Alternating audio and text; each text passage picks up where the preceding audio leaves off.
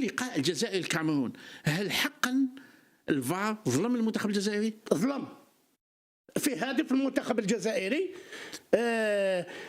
تاع اللي طبع هدف الكاميرون. نهار اللي طبع كان تما كون حب تحكي على قسامة، على قسامه كون حب كان يروفز الهدف.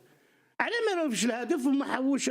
شوف كاين وتاع الاخرى تاع سليماني راح يجري للفار باسكو عارف ماشي بيناتي.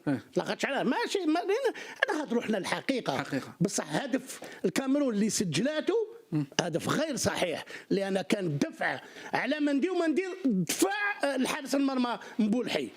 كان محمد واسمه ذبحنا الحكم. نعم انا اتحداهم من الوارد وانا اتحداهم وجيبوا لي زاكسيون ونعقبوا اكسيون باكسيون. جيبوا لي زاكسيون نديروا اكسيون. اسمع قسامه هذاك الماتش كان انا كي نهضر هكذا يقول لك زكريا علمنا كيف فيه الخبث التحكيمي.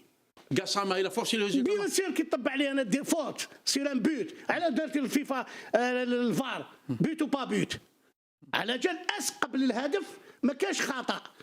حنا نقولوا كاين دفع على مندي ومندي دفع الحارس تاعو. انا طحت على الحارس تاعي باسكو انت دفعتني صح. كل ما دفعتنيش انت ما كاش الوسمو يا اخي نهضروا لا فيريتي.